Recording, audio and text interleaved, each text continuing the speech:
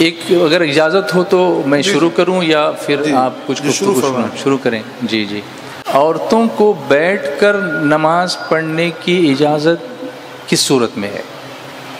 ان کی بہت ساری مجبوریاں ہوتی ہیں، کبھی وہ حمل سے ہوتی ہیں، کبھی فطری ناپاکی کی وجہ سے ان کو کچھ تکلیفیں ہوتی ہیں، اور کبھی کبھی بڑھاپے کی شکل بھی ہے، بیماری ہے. تو کیا ایسے میں بیٹھ کر نماز پڑھنے کی ان کو گنجائش ہے؟ عورتوں پر بھی نماز میں قیام فرض ہے. جن نمازوں میں مرد پر قیام فرض ہے ان نمازوں میں عورتوں پر بھی قیام فرض ہے. اس میں کوئی فرق نہیں. یعنی فرض نماز جیسے نماز پنجگانہ ہے، جمعہ ہے، وطر جو واجب ہے، سنت فجر جو واجب ہے یا واجب کے قریب ہے، ان نمازوں میں قیام فرض ہے اور کھڑے ہو کر ہی نماز ادا کرنے کا حکم ہے. یہ مرد کے لیے بھی ہے اور عورت کے لیے بھی ہے. رہ گئی یہ بات کہ عورت بیٹھ کر بھی پڑھ سکتی ہے کہ نہیں کچھ صورتوں میں، تو اس کا جواب یہ ہے کہ عذر کی صورت میں عورت بیٹھ کر نماز پڑھ سکتی ہے، مگر اس میں عورت کی کوئی خصوصیت نہیں ہے. مرد کو بھی شریعت عذر کی صورت میں بیٹھ کر نماز پڑھنے کی اجازت دیتی ہے، اور ایسے ہی عورت کو بھی شریعت عذر کی صورت میں بیٹھ کر نماز پڑھنے کی اجازت دیتی ہے. تو عذر میں دونوں برابر کے شریک ہیں. البتہ مردوں کا عذر الگ ہو سکتا ہے اور عورتوں کا عذر الگ ہو سکتا ہے. یہی فرق ہے. مثلا عورت لحیم شحیم ہے، حاملہ ہے، اس کا پیٹ بڑا ہو گیا اور وہ کھڑے ہو کر نماز نہیں پڑھ سکتی ہے، سجدے میں نہیں جا سکتی ہے پیٹ کے بڑا ہونے کی وجہ سے، اور حمل کو بھی ضرر ہوگا اگر وہ ایسا کرے، یا کوئی بیماری ایسی ہے کہ سجدہ تو کر سکتی ہے لیکن سجدہ کرتی ہے تو اس کی بیماری بڑھ جائے گی اور بہت دیر میں اچھا ہوگی اور اسے کلفتوں کا سامنا کرنا پڑے گا. تو یہ وہ عذر ہیں جن کی وجہ سے عورت کو اجازت ہے کہ بیٹھ کر نماز پڑھ سکتی ہے. بیٹھنے کی صورت میں وہ رکوع اور سجدہ اشارے سے کرے گی. اشارے کے لیے ہلکا سا جھکے گی اور سجدے کے لیے تھوڑا زیادہ جھکے گی. رکوع کے لیے ہلکا جھکے گی، رکوع کے لیے ہلکا جھکے اور سجدے کے لیے اس سے کچھ زیادہ جھکے. اچھا، کیا یہ ضروری ہے کہ کرسی پر بیٹھ کر نماز پڑھنے کی صورت میں سامنے کوئی ایسا پلیٹ فارم رکھا ہوا ہو، ڈیسک وغیرہ جیسے بینچ ہوتا ہے، اور اس پہ سر رکھ کے سجدہ کیا جائے؟ کیونکہ لوگوں میں ایسا گمان ہے کہ اس طرح سے رکھیں گے تو سجدے کی شکل بنے گی، خالی ہوگا تو سجدہ نہیں ہوگا. جسے اشارے سے رکوع اور سجدہ کرنے کی شریعت نے اجازت دے دی تو اس کے لیے سامنے اونچا میز یا ڈیسک یا اس طرح کی کوئی چیز رکھنا تاکہ اس پر سجدہ کر سکے، اس کی نہ ضرورت نہ حاجت. اچھا، بلکہ یہ بلا حاجت ہے. تو اشارہ یوں ہی ہو جائے گا. ہاں، حضور سید عالم صلی اللہ علیہ وسلم کے زمانے اقدس میں اور بعد میں اصحاب کرام اور تابعین اعظام علیہم الرحمۃ والرضوان کے دور میں، اور اس کے بہت بعد بھی کرسیوں کی ایجاد تو تھی، میز بھی تھے، مگر ایسا کبھی نہیں ہوا کہ کسی معذور کو یہ حکم دیا گیا ہو کہ وہ اس طور پر میز رکھ کر اس پر سجدہ کرے. جی، شریعت نے اس کے لیے افضل یہ قرار دیا ہے کہ وہ زمین پر بیٹھ کر اور اشارے سے رکوع سجود کر کے نماز ادا کرے. لیکن آج اگر کوئی کرسی پر بیٹھ کر پڑھنا چاہتا ہے تو کرسی پر بیٹھ کر بھی ایسے معذوروں کو نماز پڑھنے کی اجازت ہے، مگر رکوع و سجدہ اشارے سے کریں. سجدہ کرنے کے لیے کرسی کی، ٹیبل کی یا میز کی یا اس طرح کے کسی چیز جیسے ڈیسک کی کوئی ضرورت نہیں ہے، ایسا نہ رکھا جائے. اچھا، تو یہ کلیئر ہو گیا اب کہ کچھ صورتوں میں ان کو بیٹھ کر پڑھنے کی اجازت ہے. جن صورتوں میں وہ معذور ہیں جی، سجدے کے لیے جا نہیں سکتی ہیں، جی، یا سجدے میں جا تو سکتی ہیں مگر بچے کو جو پیٹ میں ہے سخت ضرر ہوگا، یا ان کی کوئی بیماری ایسی ہے کہ بیماری بڑھ جائے گی اور بہت دنوں میں ٹھیک ہوگی، تو ایسے عذر کی صورت میں انہیں زمین پر بیٹھ کر رکوع سجدہ اشارے سے کر کے نماز پڑھنے کی اجازت ہے۔ اچھا، یا زمین پہ بیٹھیں یا کرسی پر بیٹھیں؟ کرسی پر بھی بیٹھ سکتی ہے جی، مگر ایک سوال اس پر یہ بھی آیا، سامنے سے ہی میرے پاس پہنچا کہ کچھ عورتیں ایسی ہیں خاص طور سے یورپین کنٹریز میں، تو وہ شاپنگ کے لیے خوب جاتی ہیں اور اچھی طرح سے چل پھر کر آتی ہیں، اور پھر پیر درد کرنے لگتے ہیں تو بیٹھ کے پڑھنے لگتی ہیں فرض نماز بھی۔ پیر درد کرنے کی وجہ سے صحت مند عورتوں کو اجازت نہیں ہوگی۔ پیر درد کرنے کا مطلب یہاں تو یہ ہے کہ انہوں نے پیر کو چلنے کے لیے خوب استعمال کیا، جب استعمال زیادہ ہوگا تو پیر تھکے گا، پیر میں کچھ درد ضرور ہوگا، تو ایسی عورتیں صحت مند ہیں اور ان پر فرض ہے کہ رکوع اور سجدہ معمول کے مطابق، شریعت کے بتائے ہوئے طریقے کے مطابق ہی ادا کریں، کھڑے ہو کر کے کریں، رکوع سجدہ معمول کے مطابق کریں، سجدہ بھی معمول کے مطابق کریں۔ وہ کرسی پر بیٹھ کر اگر رکوع سجدہ اشارے سے نماز پڑھیں گی اور یا کرسی پر بیٹھ کر پڑھیں گی تو ان کی نماز نہیں ہوگی، کیونکہ کرسی پر بیٹھنے سے قیام کا جو فرض ہے یہ چھوٹ گیا، پھر وہ رکوع سجدہ نہیں کر سکیں گی، تو رکوع جو معمول کے مطابق ہے وہ بھی چھوٹ گیا، سجدہ بھی چھوٹ گیا، تو ایک ساتھ تین فرض چھوٹ رہے ہیں، لہٰذا ان کی نماز نہیں ہوگی۔ وہ اپنی اصلاح کریں اور پیر میں کچھ تیل وغیرہ کی مالش کرا لیں اور نماز قیام کے ساتھ کھڑے ہو کر ادا کریں، کہ قیام کھڑا ہونا نماز کے لیے فرض ہے۔ جی، اور بیٹھ کر اگر انہوں نے پڑھی ہے تو ان کو دہرانا پڑے گا پھر؟ ہاں، اگر انہوں نے بیٹھ کر نماز پڑھی تو وہ نماز ان کی نفل ہو جائے گی۔ اچھا، ضائع نہیں ہوگی، ہاں، اللہ ان کو ثواب عطا فرمائے گا، ہاں، لیکن فرض نماز نہیں ہوگی۔ ہاں، اس لیے ان پر فرض ہے جی کہ فرض نماز کو وقت میں ادا کریں، جی، اور اگر وقت گزر چکا ہو اور ایسی بھول ہو چکی ہو تو ایسی بھول کے ساتھ انہوں نے جتنی بھی نمازیں زندگی میں ادا کی ہیں وہ تمام نمازیں یاد کر کے ایک ایک کر کے قضا کر لیں۔ اچھا، اور اس کے لیے توبہ بھی کرنی پڑے گی؟ ہاں، اس کے لیے توبہ بھی فرض ہے۔ اچھا، فرض ہے۔ اللہ کی بارگاہ میں سچے دل سے توبہ کریں اور عہد کریں کہ اب ایسی جرات وہ نہیں کریں گی، اور قیام کے ساتھ رکوع سجدے کے ساتھ معمول کے مطابق نماز ادا کریں گی۔ جی جی، جو نماز انہوں نے بیٹھ کر پڑھی جی، وہ نماز نفل ہو گئی، ضائع نہیں ہوئی، بیکار نہیں ہوئی، اللہ ان کو نفل کا ثواب عطا فرمائے گا، مگر فرض نہیں ادا ہوئی، لہذا فرض کی تاریک ہوئی، اس کا گناہ بھی ہوا۔ ان نمازوں کو جلد سے جلد قضا کریں، اور جو تاخیر ہوئی اس تاخیر پر اللہ تعالیٰ کی بارگاہ میں توبہ کریں، ماشاء اللہ ان کی توبہ قبول فرمائے۔ اللہ توبہ قبول فرمائے۔ خواتین سے میری گزارش ہے کہ مکتبہ طیبہ کا جو ہمارا اسٹال ہے وہاں جائیں، ان کے لیے بہت ساری مفید کتابیں جس میں ایسے مسائل لکھے ہوئے ہیں جس میں ہر لینگویج میں آپ کو ملے گا، اردو ہے، ہندی ہے، گجراتی ہے، انگلش ہے، ان لینگویجز میں کتابیں عورتوں کے لیے اویلیبل ہیں۔ تھوڑا سا وقت اس میں مطالعے میں بتائیں گی تو انشاءاللہ ان کا فائدہ ہوگا، اور فائدہ ہوگا، مطالعہ کریں گی جی تو ان کی بہت کچھ شکایتیں دور ہو جائیں گی انشاءاللہ۔ اچھا، دو سوالات ہیں، ایک میرا سوال حیض کے تعلق سے ہے اور ایک سوال نفاس کے تعلق سے ہے۔ حیض کی کم مدت کتنی اور زیادہ سے زیادہ کتنی؟ حیض کا مطلب یہ ہوتا ہے کہ عورت کو عادت کے مطابق ہر مہینے آگے کے مقام سے خون آتا ہے۔ یہ خون اگر کم سے کم 3 دن آئے تو وہ حیض ہے۔ حیض کی کم سے کم مدت مذہب حنفی میں 3 دن ہے، 5 دن، 7 دن، 9 دن، 10 دن، آخری مدت 10 دن ہے۔ 10 دن سے زیادہ حیض نہیں آتا اور 3 دن سے کم حیض نہیں آتا۔ اب عورت کی جیسی عادت ہو، کچھ عورتوں کو عادت ہوتی ہے 3 دن حیض آ کر ختم ہو جاتا ہے، کچھ عورتوں کی عادت ہے 5 دن میں حیض آ کر ختم ہوتا ہے، کم عورتیں ایسی ہیں جن کو 10 دن تک حیض آتا ہے، لیکن زیادہ سے زیادہ جو حیض آتا ہے اس کی مدت 10 دن ہے۔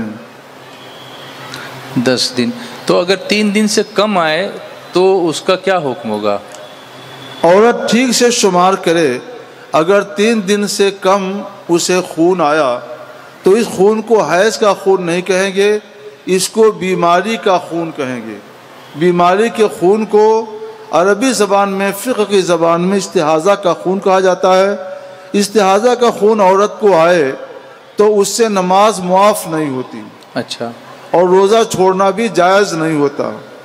تو اس پر فرض ہوگا کہ ہر نماز کے وقت میں تازہ وضو کرے۔ اگر مسلسل خون آ رہا ہے تو ہر نماز کے وقت میں تازہ وضو کرے، اور پورے نماز کے وقت میں وہ جو نماز بھی ادا کرنا چاہے ادا کر سکتی ہے۔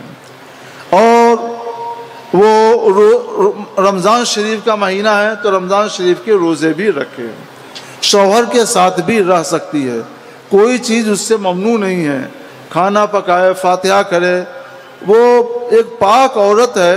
پاک عورت کے جو احکام ہوتے ہیں وہ سارے احکام اس پر نافذ ہوں گے۔ اچھا، اس کے لیے پھر نفاس کے لیے کتنی کم سے کم اور زیادہ سے زیادہ ہے؟ نفاس کا مطلب یہ ہوتا ہے کہ عورت کے بچہ پیدا ہونے کی وجہ سے آگے کے مقام سے جو خون آتا ہے وہ خون نفاس کا خون کہلاتا ہے۔ اس خون کی زیادہ سے زیادہ مدت 40 دن ہے، اور کمی میں 10 دن، 15 دن، 8 دن، 7 دن، 5 دن، 2 دن، 1 دن، 1 گھنٹہ، 2 گھنٹہ، آدھا گھنٹہ بھی ہو سکتا ہے۔ تو کمی کی کوئی مدت مقرر نہیں، کوئی حد مقرر نہیں ہے۔ اس کی بنیاد ہے عورت کی صحت اور اس کے جسم میں پیدا ہونے والے خون پر۔ عورت کی صحت اچھی ہے، اس کے جسم میں خون زیادہ پیدا ہوتا ہے، تو ایسی صورت میں اسے خون 10 دن آ سکتا ہے، 20 دن، 25 دن، زیادہ سے زیادہ 40 دن تک آئے گا، جس کے بعد نفاس نہیں ہوگا۔ اور جس کے بدن میں خون کی پیدائش کم ہوتی ہے اسے 1-2 گھنٹہ بھی خون آ کر کے رک جاتا ہے، بلکہ کچھ عورتوں کے ذریعے تو یہ معلوم ہوا کہ گھنٹہ، آدھا گھنٹہ بھی خون آ کر کے ختم ہو گیا۔ تو کم سے کم کی کوئی مدت نہیں ہے، 10 منٹ، 20 منٹ، آدھا گھنٹہ، پون گھنٹہ بھی ہو سکتا ہے۔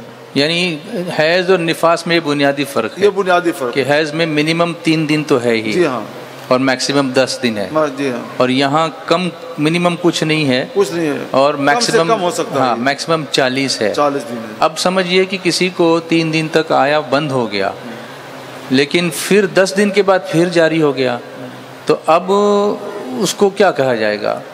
40 دن کے اندر اگر اس کو خون آتا ہے جی تو اس کو نفاس کا ہی خون مانا جائے گا، جی، اور مانا یہ جائے گا کہ خون کی پیدائش میں کچھ کمی کی وجہ سے رک گیا تھا، اور جب خون کی پیدائش ہوئی ہے تو پھر آنا شروع ہو۔ اور پھر بیچ کی جو نمازوں کا کیا کریں گے؟ ہاں، تو ان نمازوں کی اگر اس نے نماز نہیں پڑھی ہے تو قضا کرے۔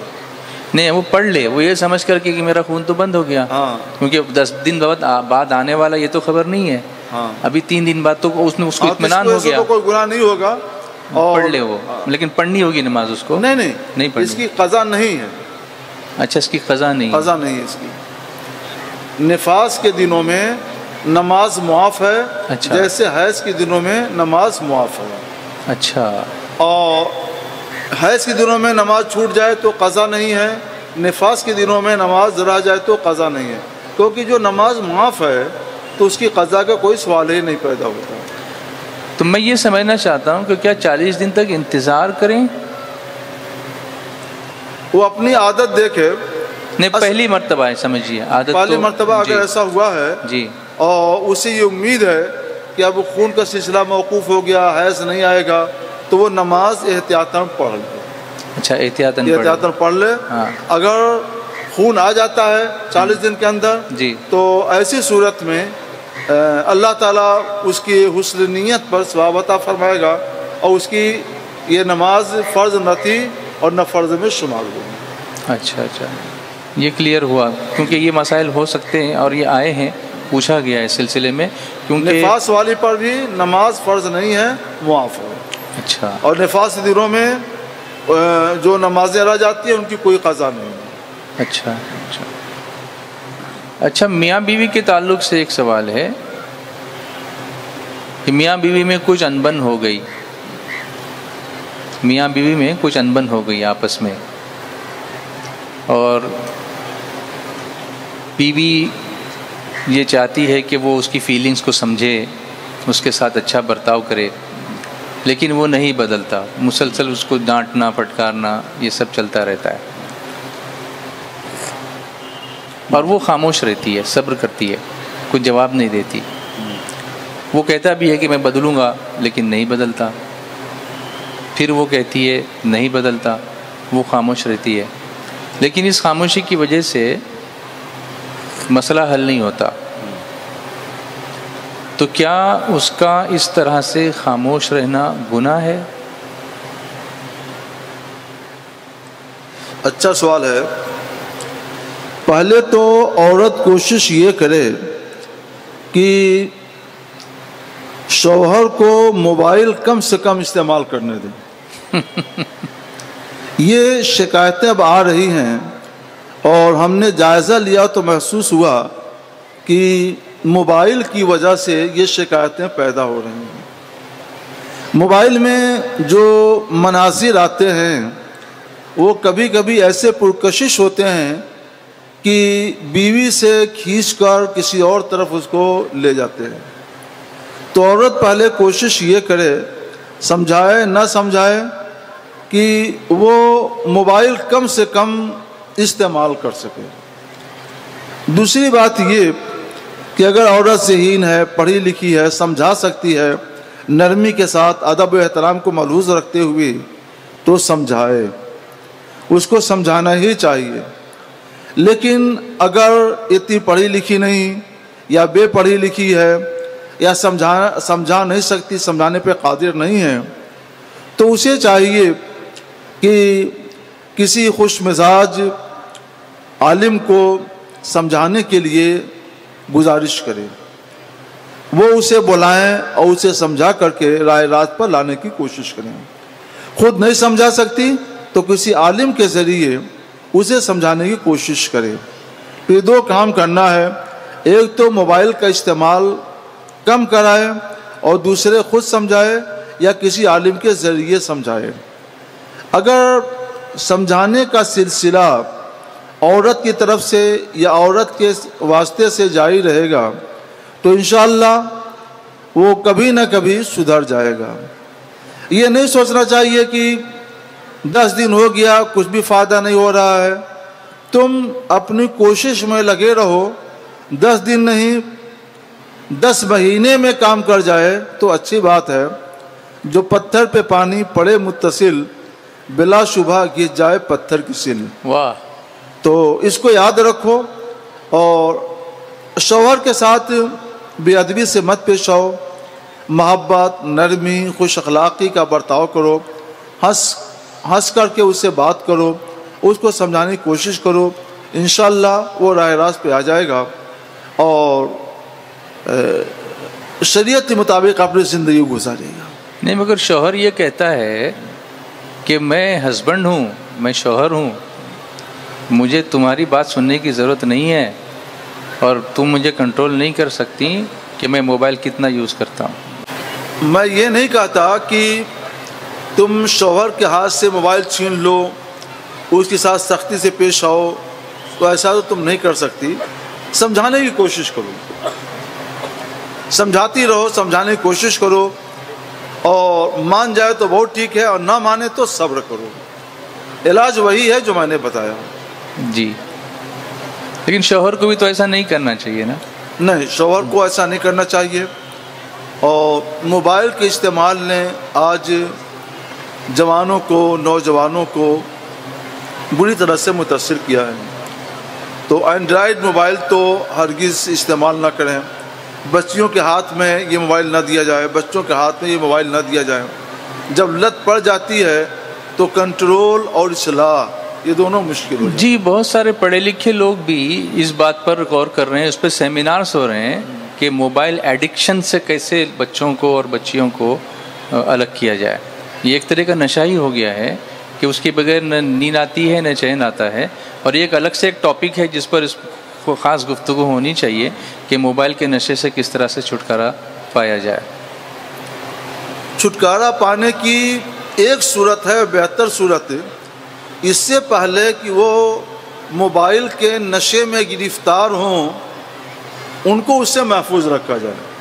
یعنی اگر آپ اینڈرائڈ موبائل استعمال کرتے ہیں تو کوشش کریں کہ آپ ہی کے پاس رہے, بچوں کے پاس نہ جائے, اور بچوں کو خرید کر کے نہ دیں, نہ بچے اس کو استعمال کریں. ان کو مصروف رکھیں کہ پڑھنے میں مصروف رہیں, بزرگوں کے واقعات سننے میں مصروف رہیں, آپ کی اچھی سی باتیں سننے میں مصروف رہیں, اور موبائل کی مذمت اور خرابیاں بیان کریں تو انشاءاللہ وہ محفوظ رہیں گے. اس نشے کی لت انہیں پڑے گی ہی نہیں. جب مناسب وقت آئے گا تو دے دیں ان کو پھر موبائل. جی اچھا, یہ جو سوال تھا اس میں ایک بات یہ بھی تھی جو آپ نے خود کہی کہ موبائل, انہوں نے یہ بھی لکھا تھا کہ میرے شوہر رات دیر تک موبائل میں مصروف رہتے ہیں اس لیے یہ کانفلکٹ ہوتا ہے. جی جو شکایتی اس وقت اب وہ آگے یہ کہتی ہیں کہ میں یہ سوچ رہی ہوں کہ میں الگ ہو جاؤں. اچھا ہاں, یہ اس نوبت تک وہ بات پہنچی کہ میں الگ ہو جاؤں, تو ان کو کیا ایڈوائز کریں گے آپ؟ الگ ہو جائیں وہ؟ نہیں, تم الگ نہیں رہ سکتی ہو, شوہر کے ساتھ رہو. شوہر کو یہ حکم ہے اسکنوہن من حیث سکنتم, عورتوں کو اپنے ساتھ رکھو, جہاں تم رہتے ہو وہیں عورتوں کو بھی رکھو. تو تمہیں اپنے شوہر کے ساتھ رہنا چاہیے. جو عورتیں شوہر کے ساتھ نہیں رہتی ہیں وہ بھی آزاد ہو جاتی ہیں, تو ہم ان کو اس کی اجازت تو نہیں دیں گے, لیکن یہ ضرور کہیں گے, شوہر کو بھی کہیں گے کہ موبائل کا اتنی کثرت سے استعمال نہ کرے کہ بیوی کو بھول جائے, اور عورت سے کہیں گے کہ شوہر کو اتنا آزاد بھی نہ چھوڑ دے کہ وہ اس سے بہتر موبائل کو سمجھنے لگے. جی, تو دونوں کی توجہ ہونی ضروری ہے, یعنی بیلنس ہونا چاہیے. بیلنس ہونا چاہیے. جی. قرآن شریف کے مطابق بھائی اور بہنوں کے لیے باپ کی وراثت میں حصہ مقرر ہے. جی ہاں جی, مگر زیادہ تر لوگ اس پر عمل نہیں کرتے اور بہنیں محروم رہ جاتی ہیں. تو وہ جاننا چاہتی ہیں کہ وہ اپنا حق کیسے حاصل کریں. وہ بہنیں جب پھوپھیاں ہوتی ہیں تو وہی محروم ہو جاتی ہیں. ہاں یہ بھی ہے. جی, وہی بہنیں جب خالائیں ہوتی ہیں تو وہی محروم ہوتی ہیں. تو ایک نہ تھمنے والا سلسلہ ہمارے معاشرے نے جنم دے دیا ہے. یہ بدعت سیئہ ہے, بری بدعت ہے کہ بچیوں کو, بہنوں کو, پھوپھیوں کو میراث سے حصہ نہیں دیتے. یہ حرام ہے اور گناہ کبیرہ ہے. حرام ہے اور گناہ کبیرہ ہے کہ دوسرے کا حق ہڑپ کر اپنے استعمال میں لایا جائے, دوسرے کا مال ہڑپ کر دبا کر اپنے استعمال میں لایا جائے. یہ حرام ہے, حرام قطعی, اور گناہ ہے, گناہ کبیرہ ہے. اللہ تعالیٰ ارشاد فرماتا ہے یوصیکم اللہ فی اولادکم للذکر مثل حظ الانثیین. اللہ تمہاری اولاد کے بارے میں تمہیں ہدایت دیتا ہے کہ لڑکے کو لڑکیوں کے دونا حصہ دیا جائے. تو اللہ نے حصہ مقرر کر دیا. لڑکے کے ذمے اپنا بھی نفقہ ہے, اپنے بیوی بچوں کا بھی نفقہ ہے, اس کو دونا دے دیا گیا. اور لڑکی کے ذمے نہ اپنا نفقہ ہے نہ شوہر کا, اس لیے اس کو آدھا دیا گیا. ایک سسٹم ہے, نظام ہے, ایک سسٹم ہے, ایک نظام ہے شریعت کا. جی, تو اس نظام کے مطابق تو حصہ دینا ہی ہوگا. اور یہ جو حصے کی تقسیم بند ہوئی ہے, اور میں سمجھتا ہوں کہ ایک زمانہ گزر گیا. یہ زمانے جہل کب سے شروع ہوا ہے, یہ زمانے ظلم کب سے شروع ہوا ہے, یہ تو میں نہیں بتا سکتا, لیکن یہ تو ہے کہ یہ جہالت کی اور ظلم کی دین ہے کہ بہنوں کو اور پھوپھیوں کو حصہ نہیں دیا جاتا ہے. مجھے ایک حدیث یاد آتی ہے صحیح مسلم شریف کی, جو ایک صحابی رسول سے مروی ہے کہ کوفہ میں سرخ آندھی آئی.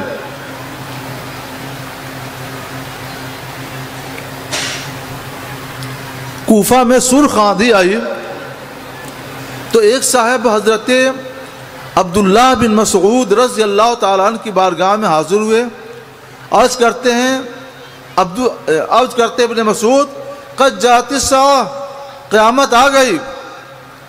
حضرت عبداللہ بن مسعود رضی اللہ تعالیٰ ٹیک لگا کر بیٹھے ہوئے تھے, سیدھے بیٹھ گئے اور فرماتے ہیں لا تقوم الساعہ حتی لا یقسم میراث, قیامت نہیں قائم ہوگی جب تک کہ میراث کی تقسیم کا دروازہ بند نہ کر دیا جائے.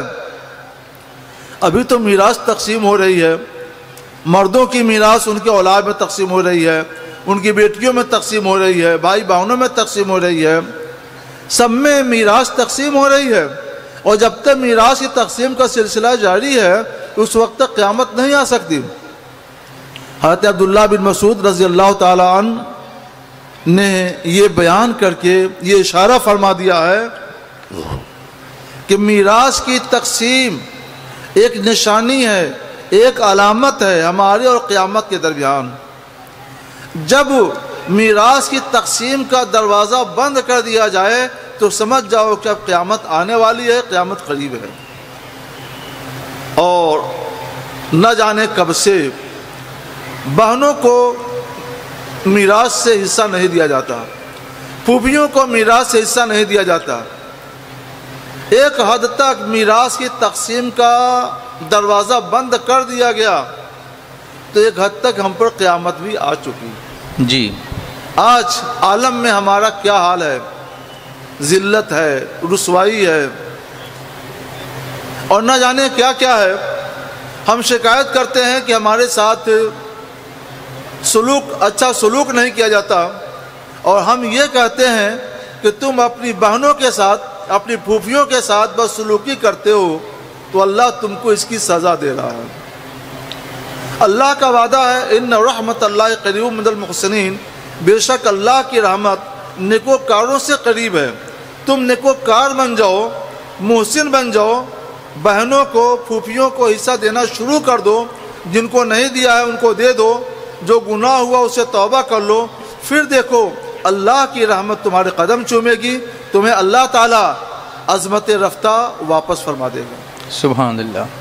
اچھا ایک سوال اس پر یہ بھی آیا کہ ماں باپ جو بیٹی کو نکاح کے وقت جو زیور وغیرہ بنا کے دیتے ہیں, کچھ تحفہ دیتے ہیں, کیا اس کو میراث میں وراثت میں شمار کر کے دیا جا سکتا ہے؟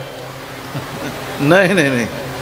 ماں باپ جو اپنی بیٹی کو جو کچھ بھی دیتے ہیں یہ ان کی طرف سے تحفہ ہے, ہدیہ ہے. جی زیورات تحفہ ہے, ہدیہ ہے, ہبہ ہے. اور جو کپڑے دیے ان کی طرف سے ہبہ ہے, ہدیہ ہے. اور جو کھانے پینے کا سامان دیا, رہائش کے لیے مصاری وغیرہ دی, یہ ان کی طرف سے جہیز ہے. وہ جہیز بھی ہبہ میں ہی شمار ہوگا. ہبہ یعنی ہبہ کا مطلب وہ کسی کو مفت میں اپنی مرضی سے کسی کو فری میں مفت میں بغیر کسی معاوضے کے دے دیا جائے تو یہ ہبہ ہے. اچھا. تو ماں باپ اپنی طرف سے اپنے مال سے کچھ بنوا کر کے اپنی بیٹی کو یا بیٹیوں کو دے دیتے ہیں, اور فری میں دیتے ہیں, مفت میں دیتے ہیں, اس کو مالک بنا دیتے ہیں, تو یہ ان کی طرف سے ہبہ ہے, بخشش ہے, نذرانہ ہے, داؤدیش ہے, یہ سب ہے. میراث نہیں ہے. میراث کب تقسیم ہوتی ہے؟ جب ماں باپ کا انتقال ہو جائے, وہ جو مال چھوڑ جائیں تو اس مال میں سے جو حصہ دیا جائے گا اس حصے کا نام میراث ہے. اچھا, زندگی میں نہیں, زندگی میں تحفہ ہوگا, وہ تو زندہ ہے. اچھا سمجھیے زندگی میں کسی باپ نے اٹھا کے سارا مال کسی بیٹے کو دے دیا یا کسی بیٹی کو دے دیا, تو کیا ایسا وہ کر سکتا ہے؟ ہبہ تو کر سکتا ہے, اپنا مالک ہے تو اس کو اختیار ہے کہ دے دے. لیکن اگر اس کے اور بھی اولاد ہیں جی تو کسی ایک کو ہی سب کچھ دے دینا اور باقی کو محروم کر دینا یہ مناسب نہیں ہے. جی یہ جائز نہیں ہے, جائز ہی نہیں ہے. اچھا. ایک حدیث شریف میں ہے, مشکوٰۃ شریف میں یہ حدیث آئی ہے کہ حضور سید عالم صلی اللہ علیہ وسلم نے ارشاد فرمایا من فرّ عن میراث وارثہ قطع اللہ میراثہ من الجنہ, جو اپنے وارث کو حصہ دینے سے بھاگے, فرار اختیار کرے تو اللہ تعالیٰ جنت سے اس کا حصہ کاٹ دے. اللہ اکبر. یہ رحمت للعالمین صلی اللہ علیہ وسلم ہیں جن کی زبان سے الفاظ نکل رہے ہیں جی کہ جو اپنے وارث کو میراث دینے سے بھاگے اللہ جنت سے اس کی میراث کا حصہ کاٹ دے. اللہ اللہ.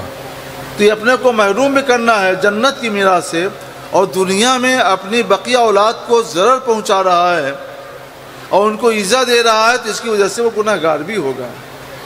تو اختیار ہونا، پاور ہونا الگ چیز ہے، مگر شرعاً ایسا کرنا درست بھی ہے کہ نہیں، اس کا حکم ہی ہے. یعنی پاور کا مس یوز نہ کرے. مس یوز نہ کرے.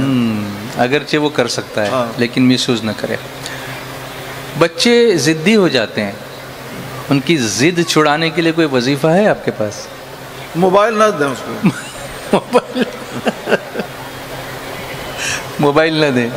یہ وظیفہ ضد جو ہے نا سوال ہے نا. ہاں جی. تو ضد کا بھی مطلب وہی ہے. اچھا. ہاں یہ کوئی اور مطلب نہیں ہے کہ ماں موبائل چھینتی ہوگی وہ ضد کرتے ہوں کہ ہم نہیں چھوڑیں گے. نہیں چھوڑیں گے. ہاں یہ زیادہ جو وہی ہے. وہی ہے. اور جب موبائل سے ان کو بچا لیں گے تو اپنی ہر ضد سے وہ باز آ جائے گا. اچھا تو یہ ماڈرن ضد ہے یہ. ہاں ماڈرن. ہاں یہ جی ہاں. ویسے یہ ضروری نہیں ہے کہ جو موبائل بچے استعمال کرتے ہیں وہی ضدی ہوتے ہیں جی، اور بھی بچے ضدی ہوتے ہیں. آج کل عام طور پہ جو ہو رہا ہے جی وہ موبائل کی وجہ سے اس طرح کی شکایتیں آ رہی ہیں. بچپن سے ہی ان کو دے دیا جاتا ہے اور پھر وہ ہوتا کیا بچہ رو رہا ہے موبائل کھول کر کوئی تماشا سامنے کر دیا، اب وہ دیکھنے لگا اور ماں اپنے کام میں لگ گئی. ماں یہ سمجھتی کہ ہم نے کام کیا، اچھا کام کیا، حالانکہ اس نے اپنے لیے بہت برا کام کیا. یعنی عادت بنانے والی وہی ہے. عادت بنانے والی وہی ہے. اور بعد پھر ہم سے وظیفہ پوچھتی ہے. تو ہم وظیفہ کہاں تک بتائیں گے؟ پہلے تم اپنی صلاح کر لو پھر ہم وظیفہ ہی بتا دیتے ہیں. جی جی. ہاں یہ ٹھیک ہے کہ ہو سکتا ہے تمہارا بچہ ایسا ہو کہ تم نے موبائل سے بچایا ہو پھر بھی وہ ضد کرتا ہو جی. تب ہم ایک عام بات بتلاتے ہیں جو سب کو سننا اور سمجھنا چاہیے. مردوں کو بھی سننا اور سمجھنا چاہیے، عورتوں کو بھی. اللہ تعالیٰ حق بات بیان کرنے سے حیا نہیں فرماتا جی. ہمارے رسول صلی اللہ علیہ وسلم نے بھی حق بات بیان کرنے سے حیا نہیں فرمائی. حق بات بیان کرنی ہے تو ہم تھوڑی دیر کے لیے کچھ باتیں وہ بیان کریں گے جس کو آپ کو غور سے سن لینا چاہیے اور اس کو اپنے دل میں جگہ دینا چاہیے. بچے ضدی کیوں ہوتے ہیں؟ بچے شریر کیوں ہوتے ہیں؟ بچے عام طور پہ نالائق کیوں ہوتے ہیں؟ بے ادب اور بد تہذیب کیوں ہوتے ہیں؟ اس پر ہم کو شرعی نقطہ نظر سے توجہ ڈالنی چاہیے. یہ اس کی کچھ وجہ ہے. بے حیا ہو جاتے ہیں بچے. کیوں بے حیا ہو جاتے ہیں؟ بے ادب ہو جاتے ہیں. کیوں بے ادب ہو جاتے ہیں؟ کبھی آپ نے سوچا؟ سوال آ گیا ہے تو سنو. بات حیا کی ہے لیکن بغیر بتائے ہم تمہاری اصلاح بھی نہیں کر سکتے، لوگوں کی اصلاح نہیں کر سکتے، اس لیے بتانا پڑتا ہے.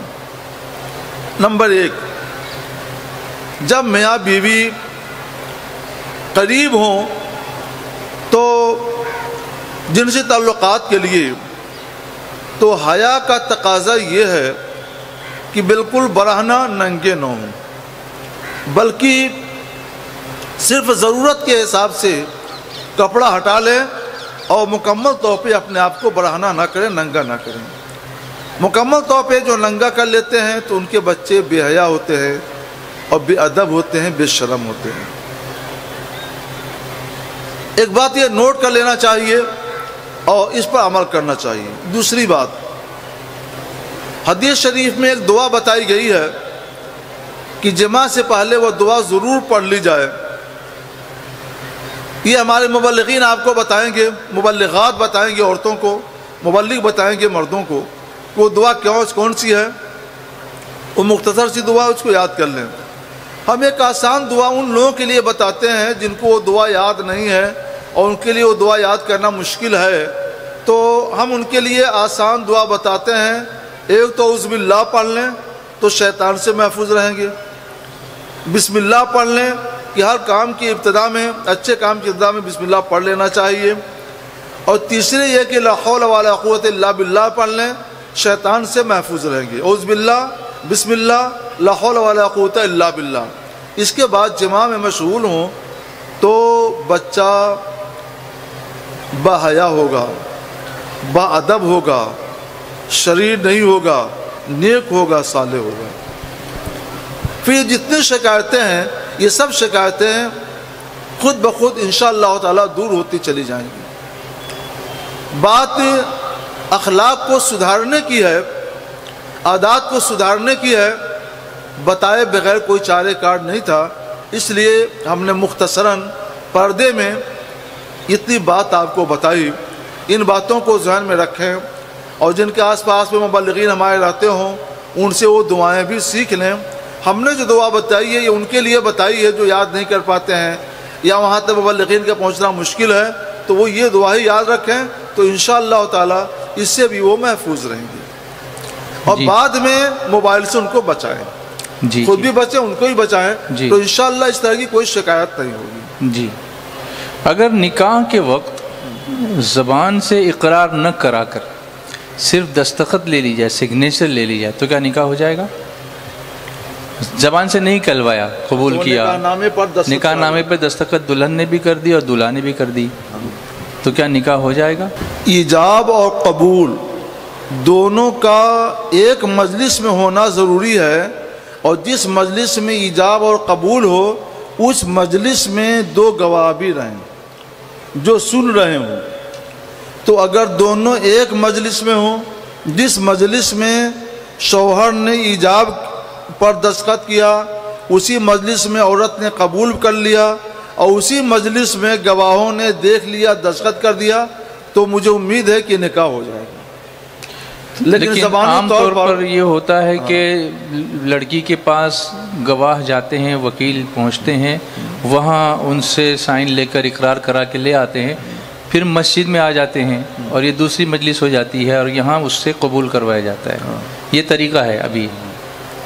تو یہ جو طریقہ ہے اس میں عورت کے ذریعے قاضی وکالت نکاح حاصل کرتا ہے، عورت وکیل بناتی ہے کہ وہ اس عورت کا نکاح فلاں بن فلاں سے اتنے مہر کے عوض میں کر دیں۔ جی، تو وکالت کے لیے وہ مجلس ضروری نہیں ہوئی۔ اچھا، اب یہ آئے مجلس میں، جی، تو یہاں لڑکی تو نہیں آئی لیکن لڑکی کا وکیل آیا۔ جی، تو جس مجلس میں لڑکی کے وکیل نے یعنی قاضی صاحب نے یا مولانا صاحب نے ایجاب کیا، اسی مجلس میں فوراً لڑکے نے قبول کر لیا، اور اس ایجاب و قبول دونوں کو گواہان بھی سن رہے ہیں اور باقی مجلس بھی سن رہی ہے، لہٰذا یہ نکاح صحیح و درست ہے۔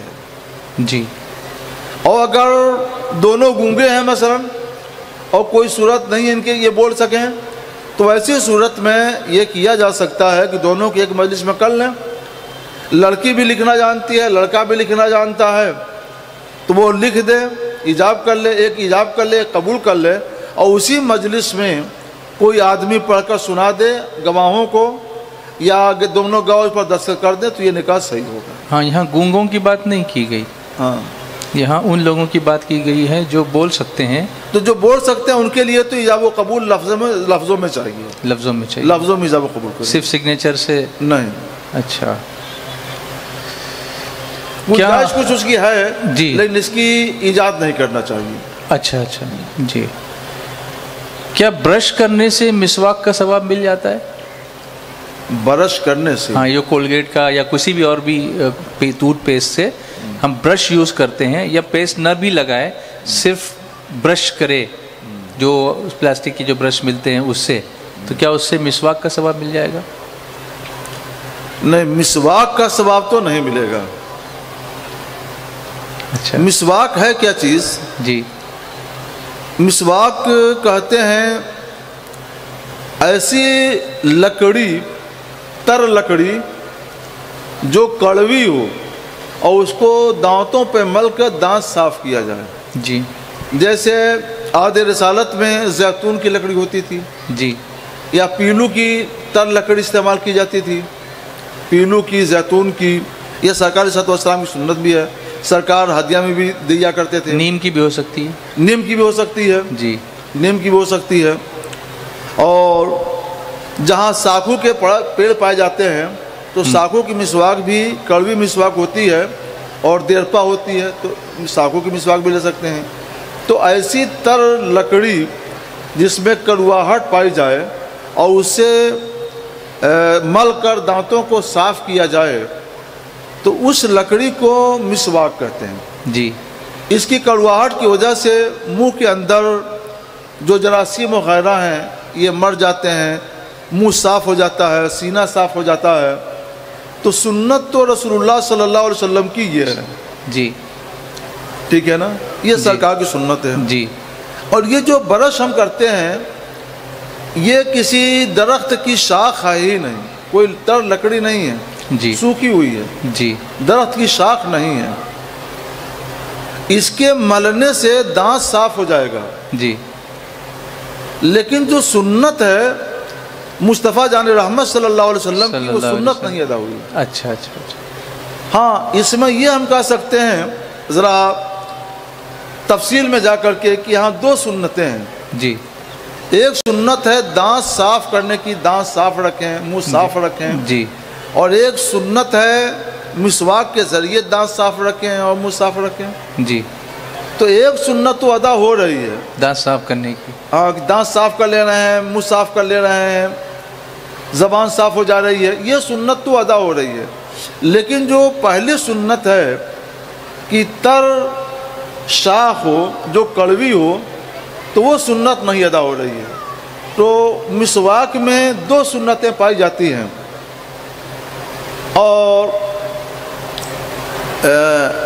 یہ کیا برش میں ایک سنت ادا ہو رہی ہے اور ایک سنت نہیں ادا ہو رہی ہے۔ جی جی جی جی، اصل میں ہوتا کیا ہے، آج کل چونکہ لوگوں کی عادت ہو گئی ہے، عرف عام ہو گیا ہے، آسانی کے لیے لوگ برش کو استعمال کرتے ہیں، جی، اور ہر جگہ مسواک ملنا بھی مشکل ہے۔ تو جب مسواک نہ ملے اور لوگ اسی کو استعمال کریں تو اس صورت میں امید کرتا ہوں کہ دانت صاف کرنے کی جو سنت ہے وہ ادا ہو جائے گی۔ جی، اس کی نظیر یہ ہے کہ ہمارے فقہاء نے لکھا ہے کہ اگر مسواک نہ ملے تو وقتی طور پر انگلی کو دانت پر مل لیں، جی جی جی جی، انگلی کو دانت پر مل لیں، جی، تو یہ بھی اس کے قائم مقام ہو جائے گا۔ جی جی، تو سنت کی دانت کی صفائی کی جو سنت ہے وہ سنت اگر انگلی مل لینے سے ادا ہو جاتی ہے جی، مسواک نہ ملنے کی صورت میں، جی، تو مسواک نہ ملنے کی صورت میں اگر برش استعمال کر لیا جائے تو یہ سنت بھی ادا ہوگی۔ اب عام طور پہ چونکہ لوگوں کا عرف عام ہو چکا ہے وہی استعمال کرنے کی، اور اس کو چھوڑانا مشکل ہے، اس لیے میں سمجھتا ہوں کہ دانت صاف کرنے کی سنت اس سے ادا کرنے کا حکم دیا جا سکتا ہے، جی، اور سنت یہ ادا ہو جائے گی۔ مسواک کی سنت الگ ہے جی، اور دانت صاف کرنے کی سنت بہتر یہ کہ مسواک استعمال کریں۔ ہاں بہتر ایک مسواک استعمال کریں۔ جی، مگر ایک غلط فہمی یہ بھی مشہور ہے کہ عورتیں مسواک نہیں کر سکتی، تو کیا یہ صحیح ہے؟ عورتوں کے دانت مسوڑھے کمزور ہوتے ہیں، جی، تو اگر وہ نرم شاخ مل جائے تو اس سے مسواک کر لیں، جی، اور نرم شاخ نہ ملے تو جو بھی نرم چیز ہو جس سے وہ اپنے دانتوں کو صاف کر سکتی ہوں اسے صاف کر سکتی ہوں۔ جی، اچھا، یہ بات مشہور ہے عورتوں میں کہ صرف دینی سفر کے لیے ہی محرم کا ساتھ ہونا ضروری ہے، کسی دنیاوی کام کے لیے اگر جا رہی ہیں کہیں تو کسی محرم کا ساتھ ہونا ضروری نہیں ہے۔ حضور صلی اللہ تعالی علیہ وسلم نے مطلقاً عورت کو سفر کرنے سے، یعنی بغیر محرم کے یا بغیر شوہر کے سفر کرنے سے منع کیا ہے۔ جی، حدیث پاک میں ہے، صحیح مسلم شریف کی حدیث ہے کہ اللہ کے رسول صلی اللہ علیہ وسلم نے ارشاد فرمایا کہ کسی عورت کے لیے جو اللہ پر اور قیامت کے دن پر ایمان رکھتی ہے یہ حلال نہیں ہے کہ 3 دن کا سفر وہ کرے اور اس کے ساتھ اس کا شوہر یا اس کا محرم نہ ہو۔ جی، محرم اس کو کہتے ہیں جس سے اس کا نکاح ہمیشہ کے لیے حرام ہو۔ تو شوہر محرم ہے کہ نہیں؟ نہیں، شوہر سے تو نکاح اس کا ہے، جی، محرم اسے کہتے ہیں جس سے نکاح ہمیشہ کے لیے حرام ہے۔ جی، تو شوہر محرم نہیں ہو سکتا ہے، جی، تو جیسے باپ ہے یہ محرم ہے۔ عمرہ وغیرہ کے سفر میں جب جاتے ہیں تو محرم کے طور پہ شوہر کا نام لکھاتے ہیں، اس لیے میں نے پوچھا۔ لوگوں کی اپنی باتیں ہیں، جی، وہ سمجھتے ہیں ان کو شوہر لکھنا چاہیے سیدھے سیدھے۔ جب شوہر ہے تو محرم کی کوئی ضرورت نہیں ہے، جی، شوہر کو شوہر ہی لکھے جائے، وہ محرم نہیں ہے، تو یہ ضروری ہے۔ جی، تو سفر کوئی بھی ہو، سفر کوئی بھی مگر ساتھ میں محرم کا ہونا ضروری ہے۔ اور 3 دن 3 رات مطلب کیا آتا ہے؟ 92 کلومیٹر کا سفر عورت بغیر شوہر یا بغیر محرم کے نہیں کر سکتی ہے، چاہے دینی سفر ہو چاہے دنیاوی سفر ہو۔ تو کیا ساس داماد کے ساتھ حج عمرے پہ جا سکتی ہے یا سسر بہو کے ساتھ جا سکتے ہیں؟ اصل مذہب تو یہ ہے کہ ساس اپنے داماد کے ساتھ سفر حج کو جا سکتی ہے، پہلے علماء اجازت دیتے تھے۔ جی۔ بہو اپنے خسر کے ساتھ سسر کے ساتھ جا سکتی ہے، جی۔ پہلے کو علماء نے اس کی اجازت دی ہے، کتابوں میں یہ لکھا ہوا ہے، مگر بعد میں جب اس کے واقعات ملنے لگے کہ خسر بہو کے ساتھ ملوث ہو گیا اور داماد اپنی ساس کے ساتھ ملوث ہو گیا، کچھ اس طرح کے واقعات سامنے آئے اور بے خوفی اور بے حیائی کے باتیں سننے میں آئیں، تو پھر فقہا نے حالات زمانہ کو سامنے رکھ کر ان کو منع کر دیا۔ جی۔ شریعت کی ایک حکمت ہے کہ اگر کوئی فساد موجود ہو یا مظنون بظن غالب ہو تو اس کی وجہ سے بھی حکم شریعت میں کچھ ترمیم کر دی جاتی ہے۔ کچھ احکام ہیں، جی جی، سارے احکام نہیں، کچھ احکام میں ترمیم ہوتی ہے، جی، وہ ترمیم بھی شریعت کی بتائے ہوئے طریقے کے مطابق ہوتی ہے۔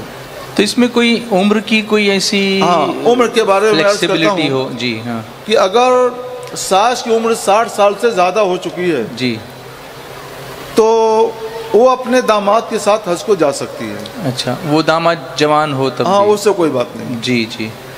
اور یوں ہی خسر 60 سال سے زیادہ ہو چکا ہے جی، تو اس کے ساتھ اس کی بہو حج کو جا سکتی ہے، عمرے کو جا سکتی ہے۔ جی جی، یہ بات کلیئر ہو گئی۔ دو سوالات ایک ساتھ کروں گا۔ عقیقے کا گوشت، کسی نے عقیقہ کیا، بکرا ذبح کیا، اب اس کو پکایا گوشت کو، اور پھر وہ چاہتا ہے کہ اس پر غوث پاک کی نیاز کرے۔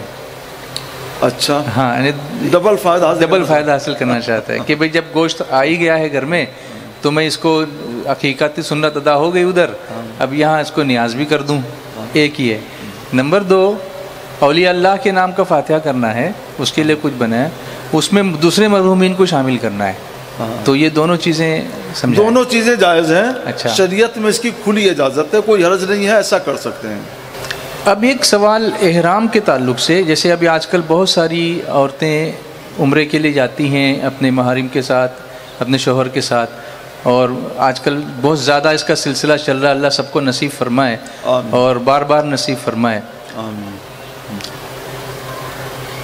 مرد یا عورتیں، عمرے کا سوال بعد میں، پہلے ایک سوال، مرد یا عورتیں اپنی جو بھووں کے بے ترتیب بال ہوتے ہیں ان کو تراش سکتے ہیں؟ بے ترتیب بال کی کچھ بال ادھر ادھر اٹھے ہوئے ہیں یا جھکے ہوئے ہیں تو ان کو تراش لیں تو کوئی حرج نہیں ہے۔ بھوں بنانا مکروہ ہے۔ اچھا، لیکن بے ترتیب بال کچھ ادھر ادھر اٹھ گئے ہیں اور اس سے آنکھوں میں کچھ دقت آ رہی ہے تو اس کو کاٹ سکتے ہیں۔ اچھا، فیشن کے طور پہ نہیں، فیشن کے طور پہ نہیں، ضرورت کے طور پہ، ضرورت کے طور پر، حرج کو دور کرنے کے لیے۔ کبھی ایسا تھا کوئی بال سامنے ہے تو وہ آنکھوں میں کھٹکتا ہے، وہ تو اس کو کاٹ دیا تو اس میں کوئی حرج نہیں ہے۔ عورت کو احرام سے باہر نکلنے کے لیے کیا بال کاٹنا ہی ضروری ہے یا بالوں میں کنگھی کرنے سے وہ احرام سے فارغ ہو جائے گی؟ عورت کو یا مرد کو بھی، دونوں کو ہی، جی، احرام سے باہر نکلنے کے لیے، حلال ہونے کے لیے بال کاٹنا ضروری ہے۔ مرد میں تو یہ ہے کہ وہ بال منڈوا لے تو بھی صحیح ہے، جی، اور نہیں منڈوانا چاہتا ہے تو بال سر کے 1/4 حصے کا بال انگلی کے 1 پور کی مقدار کٹوا لے۔ یہی حکم عورت کے لیے بھی ہے کہ سر کے 1/4 کے بال 1 پور کی انگلی کے 1 پور کی مقدار کٹوا لے تو احرام سے باہر ہو جائے گی۔ اور احرام عورت کے لیے احرام سے باہر ہونے کی بس یہی ایک صورت ہے، اس کے علاوہ میرے مطالعے میں کوئی اور صورت نہیں ہے۔ اچھا، وہ اس لیے پوچھ رہا ہوں میں کہ بال کنگھی کرنے سے بال جو ہے وہ جھڑتے ہیں عورتوں کے، جیسے لمبے بال ہوتے ہیں اس میں اگر کنگھا گھما دیا جائے تو اس میں سے کئی بال نکل جاتے ہیں، تو وہ کاٹنے کے مترادف ہوگا یا نہیں ہوگا؟ نہیں، اس کی امتشاط کہتے ہیں کنگھی کرنا. جی. تو کنگھی کرنا احرام والی عورت کے لیے مکروہ ہے. اچھا. اگر اس کے بال اگر سر میں کھجلاہٹ ہو رہی ہے، کچھ دقت ہے اور اس لیے اس کو کنگھی کرنا ضروری ہو گیا ہے تو عذر کی وجہ سے احتیاط کے ساتھ وہ کنگھی کر سکتی ہے. اچھا. لیکن اگر کوئی عذر نہیں ہے جی تو بلا عذر کنگھی کرنا اس کے لیے مکروہ ہے. اور کوشش کرے کہ اس کا کوئی بال نہ ٹوٹنے پائے نہ جھڑنے پائے. اگر بال ٹوٹیں گے تو اس کے لیے الگ سے کچھ کفارے کا حکم آئے گا. اس بارے میں ایک حدیث مجھے یاد آتی ہے، بخاری شریف کی حدیث ہے کہ حضرت ام المومنین عائشہ صدیقہ رضی اللہ تعالی عنہا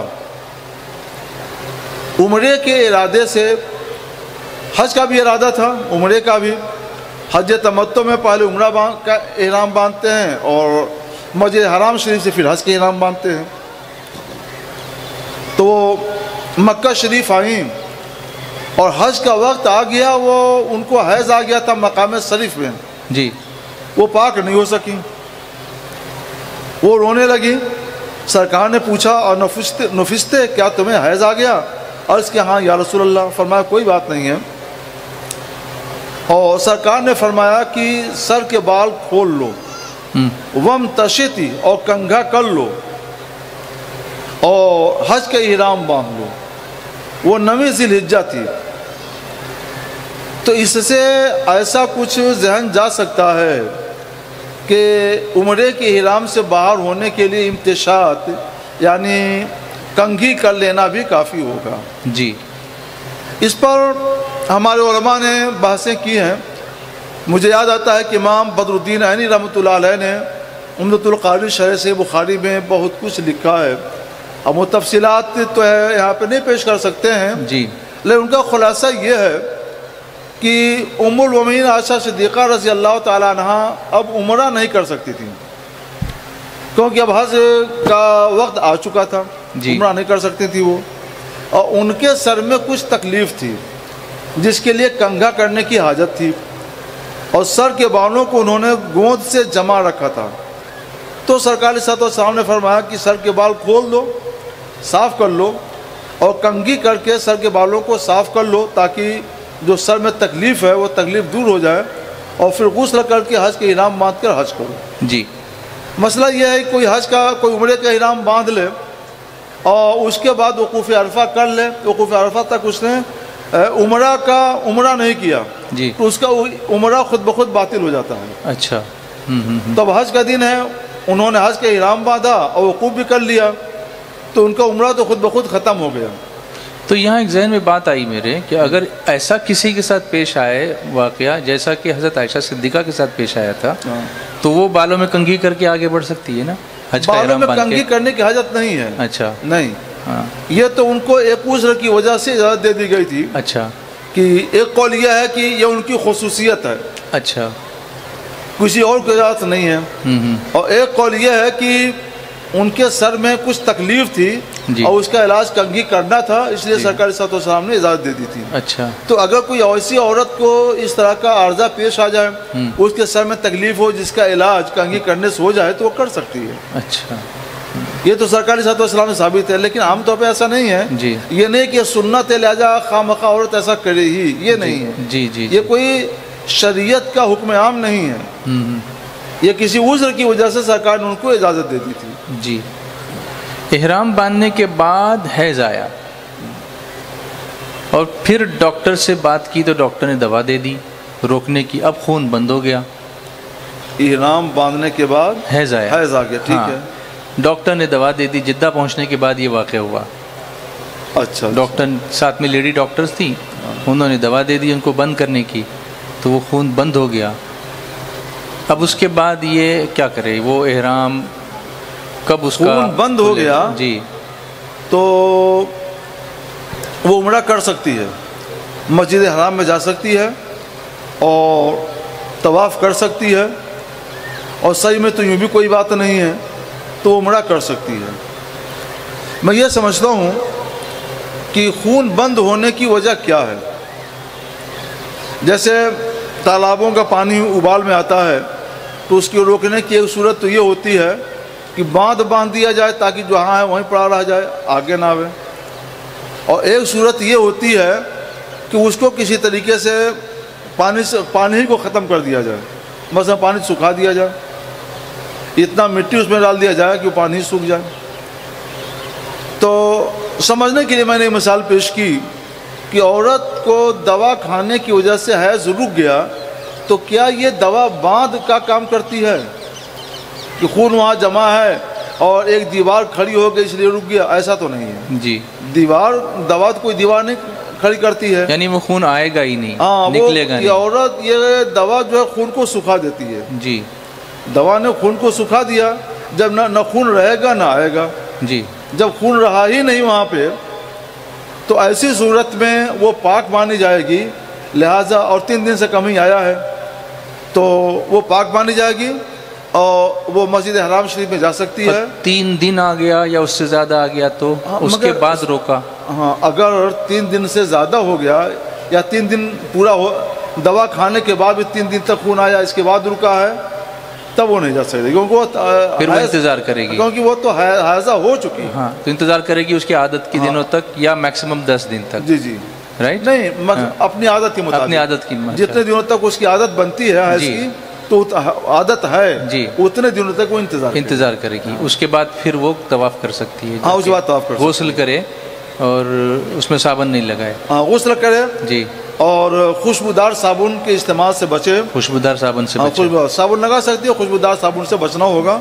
जी। और फिर वो तवाफ मस्जिद हराम शरीफ में जाए, तवाफ करे, सही करे, सब कुछ करे। अब एक औरत को हैज़ आया। अच्छा, एक मिनट, यहाँ मैं एक चीज़ और बतला दूँ जी कि डॉक्टर ने खून बंद होने की दवा दी, उनको ऐसा नहीं करना चाहिए था। अच्छा, ये कुदरत से जंग है, फितरत से जंग है, इससे ज़रर होता है, तकलीफ होती है। हाँ, और औरत को भी ऐसी दवा नहीं लेना चाहिए जी। अल्लाह के हवाले कर दे, जब वो पाक हो तो पाक होने के बाद वो उम्रा करे, तो ना डॉक्टर ऐसी कोई दवा दे और न ही औरत ऐसी कोई दवा इस्तेमाल करे। असल में होता ये हज़रत के गिनती के दिन होते हैं और उसमें वो अंदर नहीं जा सकती हैं तो बेचैन हो जाती हैं कि मैं आई थी किस मकसद के लिए और मैं होटल में बैठ के क्या करूँगी, तो इसलिए ये तरीके अपनाती हैं। हाँ, औरतें यूज़ तो पेश करती हैं, उन्हें मालूम होता है कि उनकी आदत क्या है और कब है जी, और कितने दिनों तक है जी, तो वो अपना वीज़ा उम्रे का इस हिसाब से लगवाएं कि ये दिक्कत ही ना, तारीखें ऐसी सेट करवाएं। हाँ, ऐसी सेटिंग करें कि ये दिक्कत उनके सामने। और आजकल ये पॉसिबल है। हाँ। ये हो सकता है। असल में हर मसले का हल मुफ्ती तो नहीं है, कुछ तो हल उनको तलाश करना पड़ेगा, खुद करना चाहिए, खुद करना भी होगा। अच्छा, औरत को हैज़ आ गया, उसने हैज़ आने की वजह से ये सोचा, खुद से ही सोचा कि मेरा एहराम ख़त्म हो गया। अरे हाँ, तो उसने फिर उस खुशबूदार साबुन लगा लिया पूरे बदन पर। अच्छा, हाँ, तो ये हुआ। अब उसको किसी ने मशवरा दिया, कोई आलिम नहीं रहा होगा, तो कहा कि मस्जिद आयशा चली जाओ। वहाँ से उसने जाकर फिर दोबारा एहराम बांधा और फिर आके उम्रा किया। इन्ना लिल्लाह। इतना लंबा खर्च किया जी, उससे तो आसान था कि हम लोगों का कोई मोबाइल नंबर साथ में रखते और जब ऐसी हाजत हो तो फ़ोन करके पहले मालूम कर देते। हुक्म है फसलू अला ज़िक्र इन कुंतुम ला तालमून, मसला मालूम नहीं है तो सवाल करके जवाब हासिल करो, उसके मुताबिक अमल करो। ये गलत हुआ। हैज़ आने की वजह से एहराम पर कोई असर नहीं पड़ता जी, एहराम बरकरार रहता है। हाँ। कोई असर नहीं पड़ता एहराम पर, बस इतना असर होता है कि औरत को हुक्म होता है कि वो इंतज़ार ठहरी रहे, मस्जिद हराम में जाने से ठहरी रहे, रुकी रहे, जब पाक हो जाए तब जा कर के वो तवाफ़ करे। तो उसकी मुद्दत बढ़ जाती है, उसको इंतज़ार का हुक्म दे दिया जाता है, मगर उसके इहराम पर कोई ज़र्रा बराबर आँच नहीं आती, कोई कराहत भी नहीं आती है जी जी। तो उसका इहराम तो बरकरार रहा। जब उसका इहराम बरकरार रहा तो उसको मस्जिद आयशा जाना और नए उम्रे का इहराम बांधना ये नाजायज़ है। एक तो खुशबूदार साबुन भी लगाया, खुशबूदार साबुन भी लगाता। हाँ। उस पर भी आता हूँ जी। तो पहले ये कि इहराम होते हुए پھر گئی. پھر عمرے کا احرام باندھنا، نئے عمرے کا احرام باندھنا یہ ناجائز ہے جی. اس پر فرض تھا کہ اس احرام کو توڑ دے اور دم دے. اچھا. عمرہ احرام ہوتے ہوئے دوسرا احرام باندھنا ناجائز ہے. اس پر فرض ہے کہ اس کو توڑے، اس کو چھوڑے اور اس کا دم دے. دم تو دینا اس کو ضروری ہے. اب رہ گئی یہ بات کہ اس نے جو خوشبودار صابن استعمال کیا یہ بھی اچھا نہیں کیا. تو وہ توڑے کیسے حضرت؟ آپ نے فرمایا کہ اس کو توڑے، دوسرا جو احرام باندھا ہے کیونکہ پہلا بھی ہے تو دوسرے کو توڑے گی. ہاں تو وہ کیسے توڑے؟ اب اس کو چھوڑنا یہ کچھ نہ کرے، اس کو جی یہ عمرہ نہ کرے. اچھا وہی، اور دم دے دے. ہاں اس کا دم دے دے اور اس کو عمرہ نہ کرے. جی جی. تو وہ عمرہ نہیں کریں، لیکن پہلا والا جو ہے پہلا والا تو عمرہ کرے گی. ہاں جی. اور اگر اس نے وہ بھی عمرہ کر لیا، یہ بھی عمرہ کر لیا تو عمرے تو ہو جائیں گے مگر گناہگار ہوگی، توبہ بھی کرنا پڑے گا، دم بھی دینا پڑے گا. ہاں اس نے دوسرے 2 عمرے نہیں کیے، اس کو ایسا لگا کہ میرا احرام ختم ہو گیا نا، تو اب یہ تو گیا، تو نئے سرے سے میں احرام باندھوں اور نیا عمرہ کروں، اس کو تو بھول ہی جاؤ، یہ سمجھ کر کے ایسا کیا. اسے دوسرا والا بھول جانا چاہیے تھا اور جسے یاد رکھنا چاہیے تو اسی کو بھول رہی ہو. جی. اب صابن کا مسئلہ، جی صابن کے مسئلے میں جو مجھے یاد آتا ہے وہ یہ ہے کہ اگر صابن اس طور پہ بنایا گیا کہ پکانے کے بعد اس میں خوشبو ڈالی گئی تو اس کا استعمال مکروہ ہے، اور خوشبو ڈال کر ہی پکایا گیا تو اس کے استعمال میں کوئی حرج نہیں ہے. جی. میں یہ سمجھتا ہوں کہ صابن میں خوشبو ڈالنے سے مقصود ہوتا ہے خوشبو کا اظہار. جی. تو پکائیں گے کیوں؟ وہ الگ سے خوشبو ڈالتے ہوں گے. اگر یہی بات ہے جی تو اس کا استعمال مکروہ ہے اور اسے کوئی کفارہ دینا چاہیے. اور بہتر یہ ہے، میں احتیاط یہ سمجھتا ہوں کہ وہ دم دے دے جی تاکہ شبہات سے وہ پاک ہو جائے. اچھا جزاک اللہ خیرہ. جوڑے میں نماز ہو جاتی ہے؟ جوڑا بالوں کا جوڑا باندھتے ہیں، جو باندھ کر عورت باندھے نا. عورت ہاں ہاں ہو جائے گی. عورت کو تو جوڑا باندھنے کی اجازت ہے، اور خود بعض ازواج مطہرات سے مسلم شریف کی حدیث میں ثابت بھی ہے جی کہ وہ جوڑا باندھتی تھیں تو اپنا بال جو ہے مضبوط گوندتی تھیں. اچھا. کہ اسی وقت ہو سکتا ہے جب جوڑے باندھتی ہوں. تو یہ جائز ہے، اس میں کوئی حرج نہیں ہے. جی. اور وہ نماز ہی پڑھیں. عورت کے لیے جوڑے باندھنا جائز و درست ہے اور اس میں نماز پڑھنا بھی جائز و درست ہے، کوئی مذائقہ کوئی حرج نہیں ہے. آپ فرماتے ہیں کہ نقلی زیور مت پہنے. ہمارے پاس اتنے پیسے نہیں ہیں کہ ہم سونے کے زیورات لے لیں، تو پھر ہم کریں کیا؟ ارے زیور پہننا، سونے کا زیور پہننا تم پر فرض یا واجب نہیں. چاندی کا زیور پہننا بھی تم پر فرض یا واجب نہیں. اور شوق ہے تو چاندی کی چوڑیاں بنوا لو، وہ پہن لو، یا چاندی کا کوئی ہلکا پھلکا زیور بنوا لو، وہ پہن لو. مصنوعی زیورات جو تانبے یا پیتل کے بنائے جاتے ہیں تو وہ پہننا ناجائز ہے. جی. یا پھر یہ صورت ہے کہ اس پر سونے یا چاندی کا گہرا پانی، موٹا پانی چڑھواؤ، اتنا موٹا ہو کہ جب چھوڑائیں تو اس کی پرت چھوٹے. اگر سے پتلی پرت چھوٹے تو پھر اس کو بھی پہننا جائز ہوگا، اور اگر ہلکا پانی ہو کہ پرت چھوڑائیں تو نہ چھوٹے تو اس کو پہننا ناجائز ہوگا. تو شوق ہے تو ذرا موٹا پانی چڑھوا لو تاکہ چھوڑائیں تو پرت چھوٹے، تو تمہارے لیے پہننا جائز ہوگا، ہو جائے گا، پہن سکتی.